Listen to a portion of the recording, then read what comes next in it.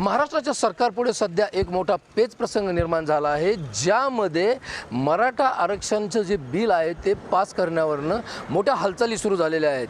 काल अचानकपणे मुख्यमंत्री आणि उपमुख्यमंत्री दिल्लीला रवाना झाले आणि त्यानंतर भारताच्या सर्वोच्च अशा कायदेतज्ञाला भेटण्यासाठी त्यांनी दिल्लीला गेलेले आहेत। एकंदरीत ह्या संपूर्ण प्रकरणावर महाराष्ट्र शासन काय भूमिका घेणार हे तर महत्त्वाचं आहे, पण एक गोष्ट नक्की की ह्या संपूर्ण प्रकरणाचा अंदाज गेल्या 70 वर्षापूर्वीच दोन पुरुषांना आला होता, ज्यांनी यावर मोठा अभ्यास केला होता आणि काय ह्यामध्ये घटनात्मक पेच येऊ शकतात ह्यावर सुद्धा त्यांनी अभ्यास केला होता। आपल्यासोबत विजयकुमार पाटील आहेत, ज्यांनी गेल्या 15 वर्षांपासून मराठा आरक्षणावर मोठं काम केलेलं आहे। त्यांच्यासोबत आपण बोलूया। पण एकंदरीत त्या दोन पुरुषांविषयी सांगा की ज्यांनी, बाबासाहेब आंबेडकर असतील, पंजाबराव देशमुख असतील, ह्या दोघांनी ह्या संपूर्ण प्रकरणामध्ये त्यांना अंदाज आलेला होता, काय तुम्ही सांगू शकाल?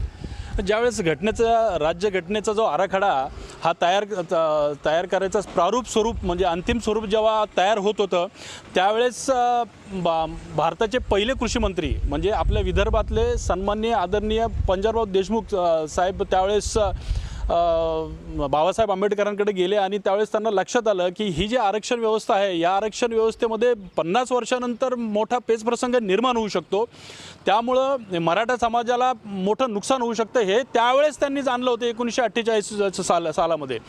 त्यावेळेस मग त्यांनी बाबासाहेब आंबेडकरांची ज्यावेळेस भारतरत्न बाबासाहेब आंबेडकरांची ज्यावेळेस त्यांनी भेट घेतली, त्यावेळेस त्यांना असं लक्षात आलं की राज्यघटनेमध्ये अशी तरतूद ही केली पाहिजे की ज्यामुळे कुठल्याही समाजाला, कुठल्याही जातीला भविष्यामध्ये कुठल्याही अडचणींना किंवा संकटांचा सामना करता येऊ नये।